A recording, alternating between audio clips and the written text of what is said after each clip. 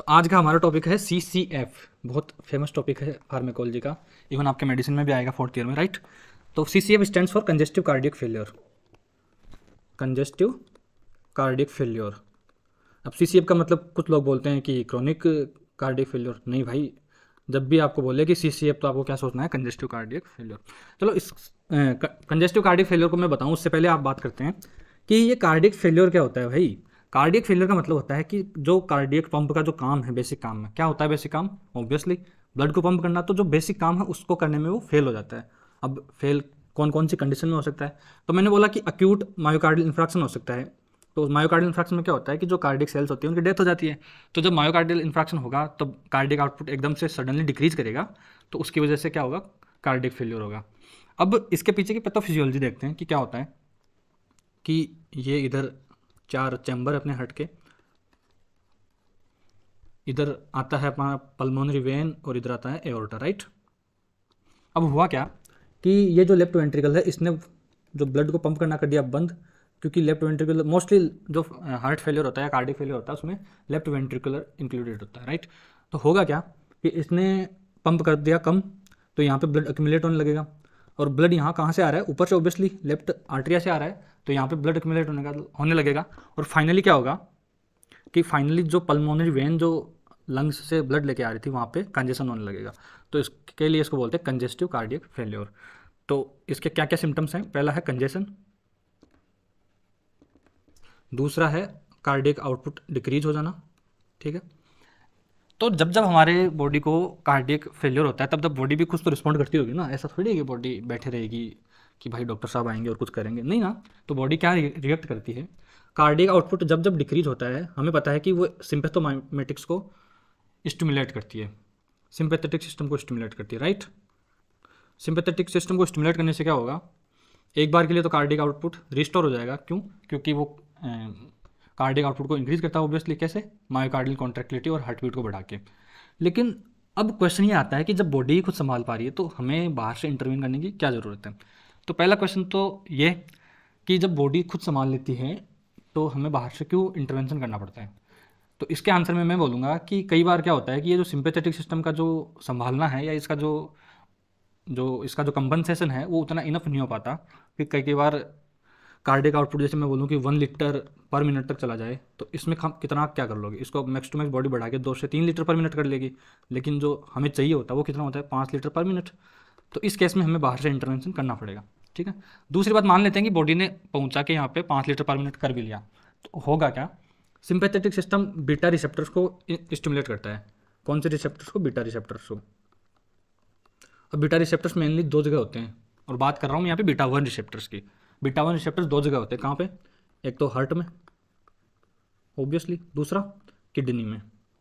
Kidney में जब beta 1 receptors को स्टिमुलेट करते हैं तो वहाँ से रेनिन रिलीज होता है, और वो रेनिन क्या करता है? रास सिस्टम को एक्टिवेट करता है, राइट। पढ़ा था हमने शुरू में कि रेनिन रास सिस्टम को स्टिमुलेट करता है। इस रास सिस्टम में ही एक मॉलिक्यूल होता है एंजियोटेंसिनोजन 2। इसका मेन काम क्या है? वासो कंस्ट्रक्शन करवाना। और एक और जो सबसे भयंकर इसका काम होता है, ये जो लेफ्ट वेंट्रिकुलर की कार्डियक मसल्स होती है उनकी रीमॉडलिंग करवाता है। रीमॉडलिंग मतलब क्या कि जो कार्डियक सेल्स है उनकी बेसिक प्रॉपर्टी होती है कॉन्ट्रैक्टिलिटी करना, तो उनको रीमॉडलिंग करके उनकी जो कॉन्ट्रैक्टाइल फीचर है उसको कम कर देता है और फाइब्रोसिस करवा देता है। तो अगर ये हो गया तो ये बहुत नुकसान कर सकता है, ठीक है। तो हमें इसको रोकने के लिए बाहर से इंटरवेंशन करना पड़ेगा। और ये कब होता है? ये क्रोनिक कंजेस्टिव कार्डियक फेलियर में होता है, ठीक है। क्योंकि ये जो कार्डियक फेलियर है ये कुछ लंबे टाइम तक चल रहा होता है। दूसरा क्या दिक्कत होता है कि ये जो वासो कंस्ट्रिक्शन हुआ है उसकी वजह से यहाँ पे मैंने बोला कि यहाँ पे वासो कंस्ट्रिक्शन हो गया, तो जहाँ पहले हार्ट को 80 mm ऑफ Hg के अगेंस्ट पंप करना पड़ रहा था, अब वो चल के क्या हो गया? 110 हो गया। ये 80 क्या है? ये डायस्टोलिक बीपी है, और 110 क्या है? ये डायस्टोलिक बीपी है बढ़ने के बाद।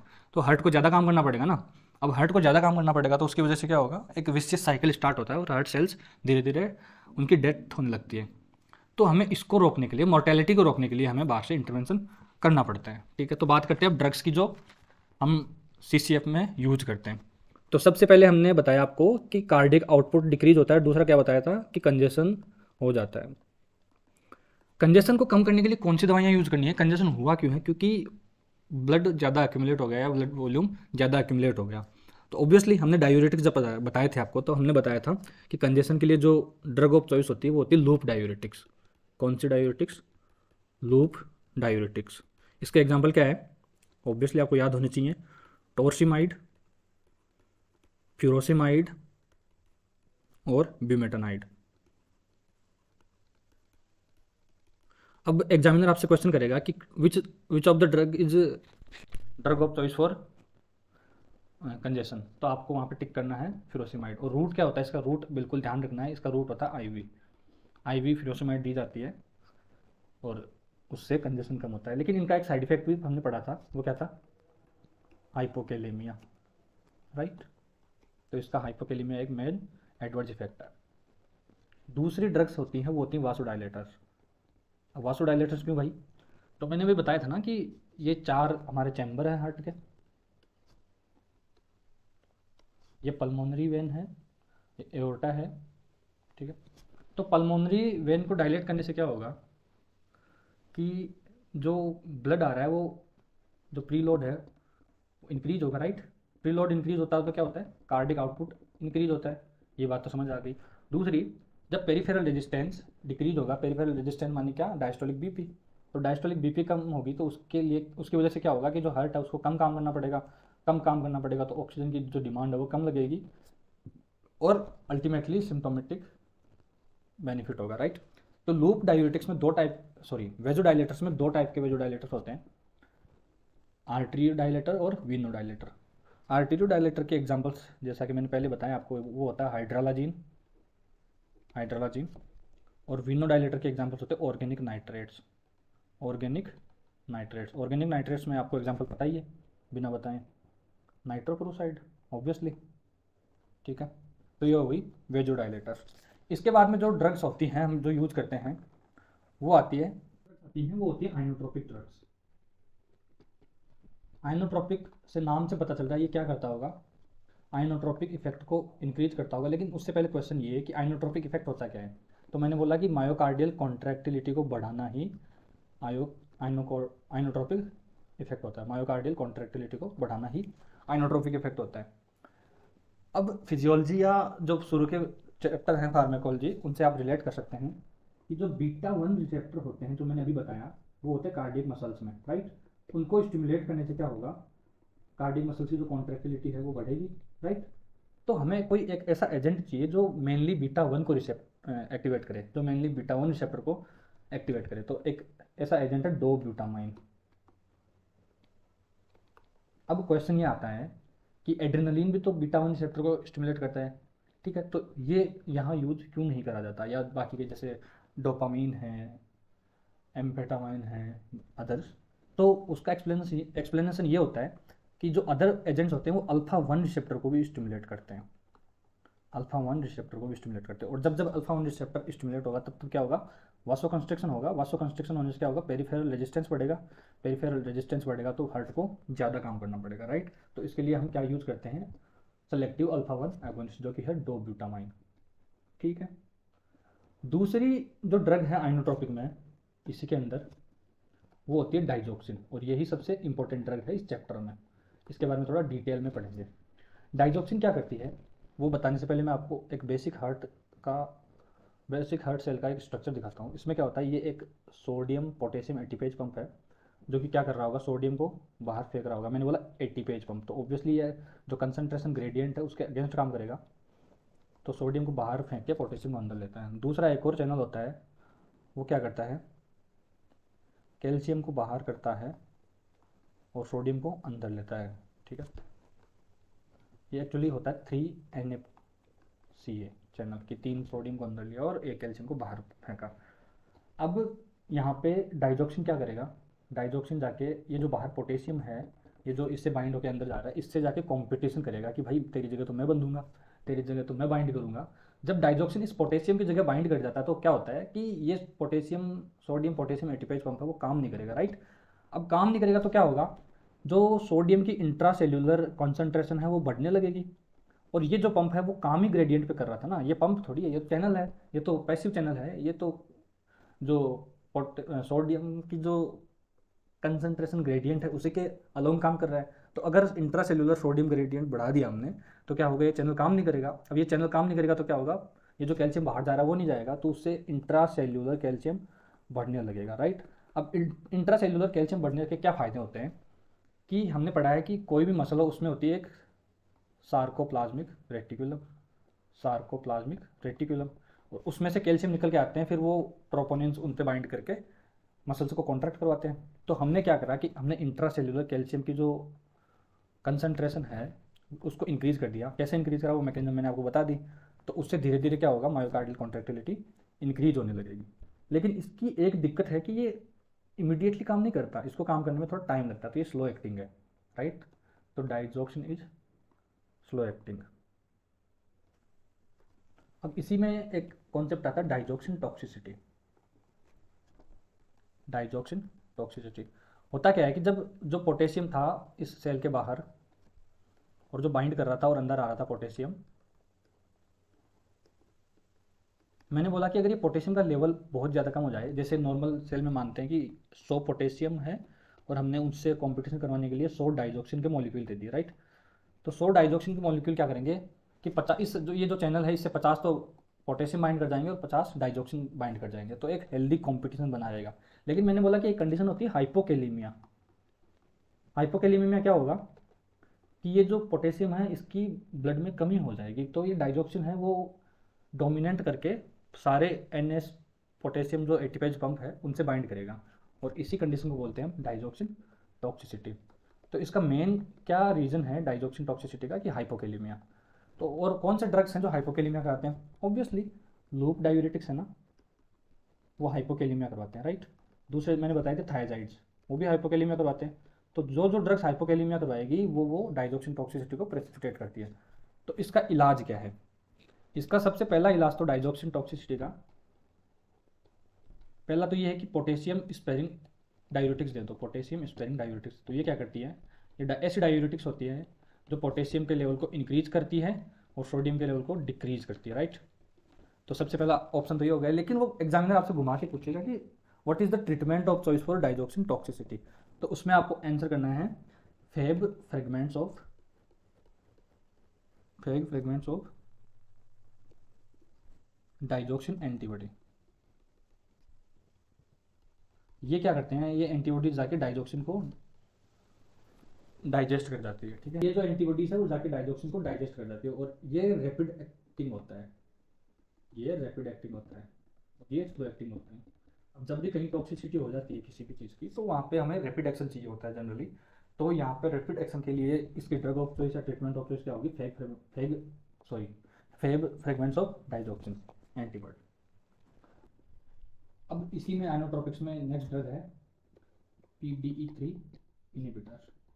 भाई PDE3 इनिबिटर्स पढ़ने से पहले हमें ये पता होना चाहिए ना कि PDE3 करता क्या है। तो मैं आपको बता दूं कि जो CAMP है उसको PDE3 डिग्रेड करता है। और हमने पढ़ा है कि CAMP दो चीज़ें कराता है मेनली, एक तो वेसल्स का डायलेशन, दूसरा मायोकार्डियल कॉन्ट्रैक्टिलिटी को बढ़ाना, मायोकार्डियल कॉन्ट्रैक्टिलिटी को बढ़ाना। तो अगर हमने CAMP के लेवल्स को बढ़ा दिए तो ये दोनों काम अचीव हो जाएंगे। तो PDE3 को इनिबिट करने वाली दवाइयों के नाम हैं मिलरिनोन और दूसरी है इनेमरिनोन। इसको साथ साथ क्योंकि ये वेसल्स को डायलेट करता है तो ये आइनोट्रोपिक इफेक्ट भी एक्सर्ट करता है, तो इनको बोलते हैं आइनोडाइलेटर्स, आइनोडाइलेटर्स, ठीक है। अब इसका मेन यूज होता है वो होता है राइट वेंट्रिकुलर फेल्योर में, राइट वेंट्रिकुलर फेल्योर में, क्योंकि वहाँ पे हमें मेनली डायलेशन ही करना होता है, राइट। अब आइनोट्रोपिक्स पढ़ने के बाद जो लास्ट कैटेगरी की दवाइयाँ आती हैं वो होती है रास सिस्टम इनिबिटर्स। रास सिस्टम इनिबिटर्स में पहला हो गया एसी इनिबिटर्स, जिनके एग्जाम्पल है इलानप्रिल, कैप्टोप्रिल।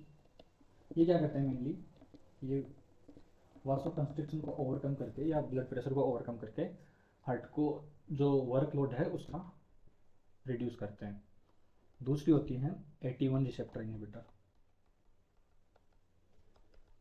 मैंने पहले बताया था कि 81 रिसेप्टर कौन से होते हैं जिन पे एंजियोटेंसिन 2 काम करे। हाँ, एंजियोटेंसिन 2 किस पे काम करता है? 81 रिसेप्टर पे। इसके एग्जांपल होते हैं जो सार्टन पे एंडिंग होती है जिनकी, लो सार्टन और कैंडी सार्टन। अब इन दोनों दवाइयों के बारे में हमें क्या ध्यान रखना है कि एसी इनिबिटर्स और 81 इनिबिटर्स दोनों की दोनों ही कॉन्ट्रा इंडिकेटेड होती है, एब्सोल्युटली कॉन्ट्रा इंडिकेटेड होती है प्रेगनेंसी में। अगर कोई प्रेग्नेंट लेडी है तो उसमें ये दोनों की दोनों दवाइयाँ कॉन्ट्रा इंडिकेटेड होती है, राइट। इसके बाद में हम पढ़ते हैं फार्माकोथेरेपी ऑफ CCF, कि किसी भी CCF के पेशेंट को कैसे मैनेज करा जाता है। तो सबसे पहला टाइप जो CCF का होता है वो होता है अक्यूट CCF। इसको बोलते हैं डीकम्पनसेटेड CCF, डीकम्पनसेटेड CCF। तो इसमें जो मेन हमारा ट्रीटमेंट का जो लक्ष्य है जब या एम ऑफ ट्रीटमेंट है वो होता है इडीमा को कम करना। दूसरा होता है कॉन्ट्रैक्टिलिटी को इंक्रीज करना।